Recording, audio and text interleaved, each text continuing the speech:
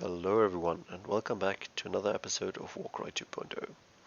This episode we're taking a look at Nurgle Deamons. So as you can see they didn't get a lot of new models, but they got some interesting ones and we'll go over them. And their abilities of course, and then we'll have a look at a list. So we got the Box Scrivener. He's 195 points, which isn't that expensive for a leader. Overall it's relatively expensive in this warband because most things are quite cheap. He's movement 3, toughness 4, 22 wounds, so very slow but decently survivable. He has a range of 1, 4 attack, strength 4, 2, 5 damage, which is very good damage output. We got the Box Scrivener. He's 175 points, so quite a bit cheaper. Gets the same movement 3, toughness 4 and 22 wounds. However, his attack characteristic is weaker at range of 1, 2 attacks, strength 5 for 3, 5 damage. So he's dealing 4.7 on average. The Sloppity Piper is the cheapest out of the bunch for 165 points. He has a move of 4, toughness 4, 22 wounds, so quite interesting that his move is higher here.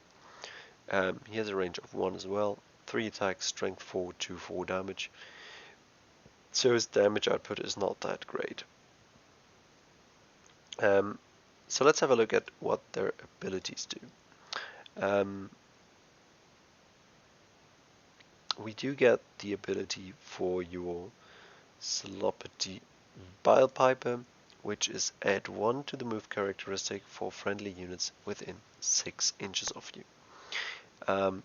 That's gonna be quite effective because you will need to move with this warband, and this warband is very slow. So this is definitely one of the biggest weaknesses of the warband. The Plague Bearers are actually quite good models. As you can see here, their damage per point value is pretty decent. They are very cheap and they still have 10 wounds and so on, so they are really not bad, but movement 3 is really halting them, and the Sloppity Piper is gonna help there. His damage per point value is a bit worse than that of the other two because his damage is just not that great. But yeah, he's very cheap. 145 points is very, very cheap for a leader. 165, I'm sorry, but still. And then we got a triple for all the leaders, which is adding 1 to the strength characteristic of friendly units within 6 inches. It's not that great. It's gonna help you, but it's not gonna help you a ton. Then we got a triple for the Box Scrivener, who gets to add 1 to the attacks characteristic for friendly models within 9 inches of him. So first off, that's a very nice aura. 9 inches is a big old aura. He has no prerequisites to make this happen, so it's a very, very good, powerful ability. My only concern is that it's on a movement 3 model who might not get to where he needs to be to make it happen. And then, last but not least, we got the Box Scrivener quad, which allows him to pick one enemy within 9 inches, roll a number of dice equal to the value of the ability, and each 2+ is going to deal 2 damage. That is not as great an ability, to be honest, but the triple is really good. So yeah, I think you're gonna be kind of torn between the Box Scrivener and the Sloppity Piper. Actually, in my opinion, having a look at my list here, I think you need the Sloppity Piper, and he's gonna be quite useful because you get so many models in this warband. Everything's quite cheap, even your good models in the Nurglings and the Beast of Nurgle are both quite competitive. So like competitively priced is what I mean, sorry. The Nurglings for 145 points, really cheap, and they do have the movement 5, they have 30 wounds and 6 attacks, even though those are rather bad attacks. That's still some good damage output and some good movement. So Nurglings are definitely quite nice here. The Beast of Nurgle gets a very good ability where he can spend a double to deal damage equal to the value of his ability and get a free disengage action, which yes, that's really good value, so I think that's, for that alone, is worth bringing one Beast of Nurgle.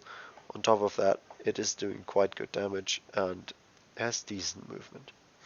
And then you got the Plague Bearers, who are just dirt cheap. And I would bring 7 of those guys because it's gonna give you a lot of activations.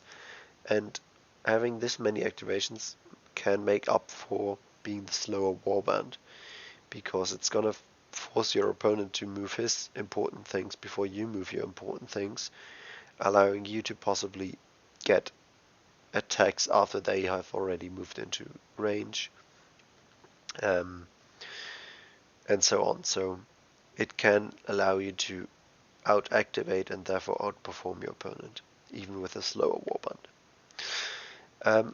So with this list, I think one of the big benefits is that you have 11 models, so you can put a maximum of half your warband into one battle group.